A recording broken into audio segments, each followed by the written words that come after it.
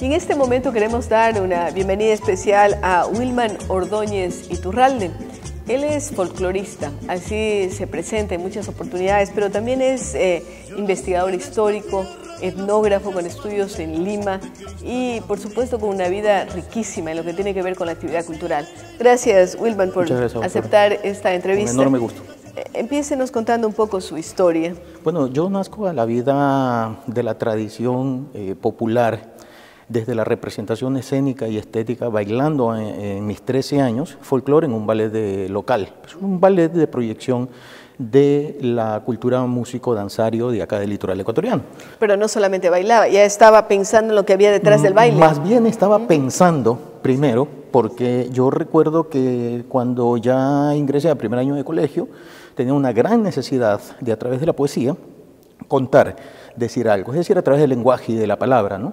Y posteriormente ya estaba un poco cociéndose en mí, como decía Levi-Strauss, cociéndose en mí aquello de querer escribir un libro que piense un poco esas dinámicas socioculturales y simbólicas que yo estaba viviendo en esa premodernidad, digo, porque es la adolescencia mía que habitaba en esta ciudad de Puerto. Es decir, yo ya estaba escribiendo, pero estaba escribiendo oralmente. Ahora, interesante, ¿no? Porque ya lo tenía dentro de su cabeza y lo verbalizaba. Exacto. Pero no lo ponía todavía por escrito aún al comienzo. ¿Qué piensa ahora después de todos estos años que han transcurrido sobre estos signos de identidad ecuatorianos que a veces aparecen tan ricos, tan diversos, pero sin una cohesión que da una estructura de identidad nacional? Que aún debemos de desbaratar cierto mito de Estado-Nación, donde hay una sola identidad, una sola cultura. Y sobre todo también responder a las rupturas, a los quebrantos y a los silencios de la diversidad sociocultural. Ahora se habla de interculturalidad, pero no se piensa en los pueblos diminutos, es decir, no se está un poco pensando, recuperando y resignificando o resimbolizando estos pueblos diminutos a partir de sus saberes tradicionales. Yo pienso que nada más se está haciendo lo que los más medias piden a través de una industria de mercado, de oferta y de demanda. Yo considero que hay más bien que un poco volver al pasado, pensando en lo positivo de ese pasado y responder a esta modernidad que nos está un poco interpelando a través de la globalización, las culturas tradicionales. De alguna forma, pero la globalización también ha puesto de relieve lo local, ¿no? Lo global y lo local, tanto que algunos hablamos de lo local más bien, local, ya, claro. ¿no? Pero cuando tocamos este tema de lo local, ¿cómo argumenta usted en definir, por ejemplo, su tierra, Guayaquil? Desilenciando un poco el que el Estado tiene que seguir siendo el aupador de las políticas nacionales, de las políticas de reconstrucción de nacionalidad. Yo creo que es la ciudadanía la que tiene que moverse a repensar la funcionalidad de su cultura. Las políticas las dicta el Estado, pero... Las políticas las dicta el Estado, pero es la ciudadanía la que se mueve. Es la que se hace en base a los ciudadanos. Ahí está, es decir, en ello no hay mortandad. Yo creo que el Estado no tiene que seguir dominando, no creo y estoy convencido cada vez, porque yo vivo desde la vida del arte y de la cultura, estoy convencido que las políticas también las pueden dictar los pueblos. Definitivamente, sin duda hay una supuesto, estructura por encima de aquello y una superestructura por encima de aquello, pero los pueblos se tienen que mover porque si no siempre van a ser pueblos dominados. Cuando estamos pensando en la guayaquileñidad, cuando estamos pensando por otro lado en lo morlaco, en lo quiteño, en lo ambateño, en lo manaba, ¿a usted qué se le viene como denominaciones de estas diferentes regiones? Porque hemos hablado ya no del Estado, sino hablamos de las localidades, ¿no? de los espacios. La guayaquileñidad es una abstracción. Yo hablo más de la porteñidad.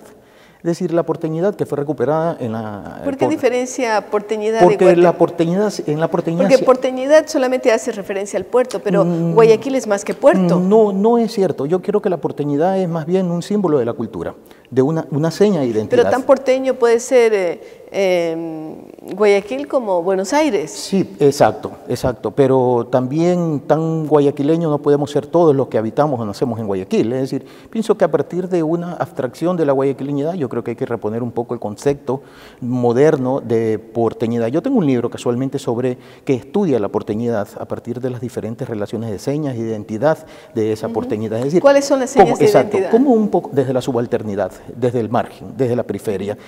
La guayaquileñidad no ha recuperado el margen ni la periferia, porque la guayaquileñidad tiene un concepto... usted sus señas de identidad porteñas. La guayaquileñidad recupera un concepto burgués de la cultura. La porteñidad no ha recuperado un concepto burgués de la cultura, porque yo recuerdo a mi abuelo, que nace en los márgenes, recuerdo siempre a mi abuelo que vestía igual que vestía esa guayaquileñidad, entre comillas. Y yo creo que tiene que ver mucho con el habla, tiene que ver con las relaciones simbólicas, no solo comerciales, desde la guayaquileñidad en todo caso, desde el concepto mismo de relaciones capitales, mercado, demanda. Dígame un ejemplo. Un ejemplo de la cultura popular. Yo podría decir que hay muchos ejemplos. Primero, bueno, dígame uno. Una música que entró por el puerto, que se asienta, que se define, que mueve cuerpos, mueve sentidos y habita otro lenguaje, que es un tipo de música que no está actuante en esta otra guayaquileñidad de cracovianas, de corchet, de minuet, de contradanzas, de danzas. Bueno, pero siempre lo aparentemente marginal irrumpe y tenemos, volviendo a la similitud con Buenos Aires, el tango, ¿no? El tango que nace como arrabalero y se adueña de los salones. Bueno, ya ahora no se puede decir qué es de qué, pues. Ya no, pero no se puede hablar de la élite ni de lo popular, se puede hablar de caminos cruzados, de referentes parecidos. Y dentro de esta recuperación, para usted, ¿qué significa el amor fino, por ejemplo? Y se lo digo porque me acaba de dar un libro que se llama Amor Fino y que tiene una recopilación, pero una reescritura también de esos amor finos. Eso, una reescritura más bien. Ya, pero ¿qué es el amor fino dentro de esto? Un verso de amor o doble sentido. Un verso que sirve que tiene una función social para el baile, para la música, para el juego. A veces es amoroso, a veces no lo es. Antes era amoroso en todo caso, pero también era político. Sí, pero y ahora viene a ser a veces retador y a veces ironiza. Siempre fue irónico y siempre fue satírico, porque recordemos que en la colonia habían amorfinos que respondían a dictas de reyes o de regidores que estaban un poco interponiendo las culturas subalternas. Es decir, el montubio, el mulato o el sambo, cuando bailaba o cantaba un amorfino, lo cantaba respondiendo siempre a una afectación de esa sociedad pequeña o comunal donde habitaba este otro mestizo, que no era ese otro mestizo que se crea en la sociedad criolla y que es la que de alguna forma se representa desde esa abstracción guayaquileña. Y que tiene esa picardía y que tiene esa gracia. Todavía. Claro. Ahora se está refuncionalizando porque es un patrimonio oral intangible, inmaterial. Y va modificándose, claro. Y además es un signo de identidad, mestiza, pero montubia y porteña también. Porque ahí también podría yo decir, a ver, ¿Pero es más de lo rural o...? No, es más de los dos, porque... Es urbano y rural. Es urbano y rural. Rural en el sentido de que ahí se asiste en la oralidad un arte que representa una conciencia, una lúdica y una etnicidad. Y desde la parte portuaria, porque hay referentes latinoamericanos que son muy parecidos. Hay que recordar que la copla fue viajera y sigue siendo viajera. Y cada uno de los pueblos les da una denominación que tenga que ver mucho con esa identidad con la que se define. Ahora, no quiero dejar de tocar algo que seguramente a usted le emociona y que causa toda una serie de diálogos internos. Cuando yo le digo la palabra retrovador, ¿usted qué piensa? Porque le ha dedicado su vida a retrovador. Sí.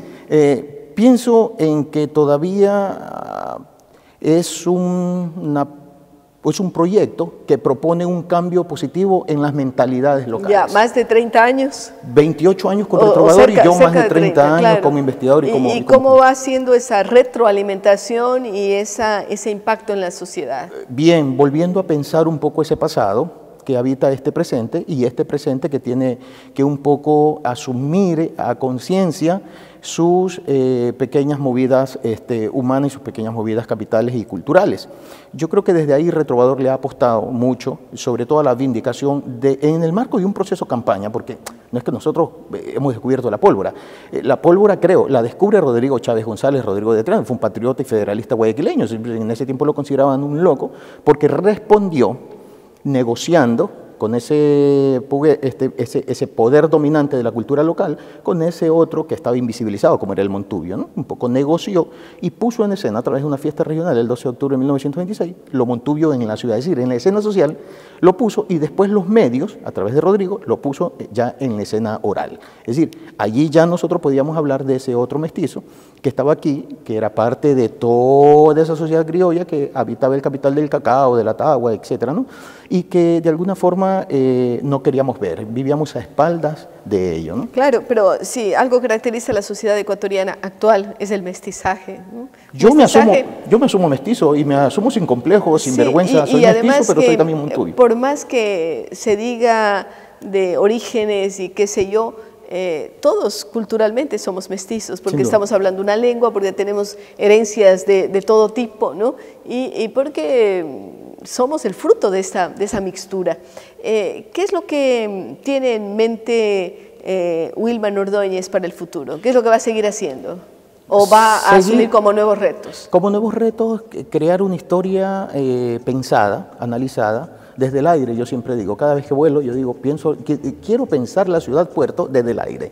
Y para pensarla desde el aire también tengo que pensarla desde los flujos y reflujos marítimos, sin duda. Es decir, insisto en la porteñidad, que tiene que ser una constante en mí para poder analizarla sociológica y antropológicamente, para poder hacer notar que sí hay ese otro guayaquileño que no se enfrenta a la guayaquileñidad como abstracción, sino a la porteñidad de las identidades Interesante. locales. Wilman Ordóñez, un hombre porteño, un lobo de tierra, no sé, o mirando el mar, pero en todo caso una persona que nos deja una serie de inquietudes y cosas para reflexionar. Gracias, Wilman. Gracias. Y con ustedes regresamos luego de una pausa.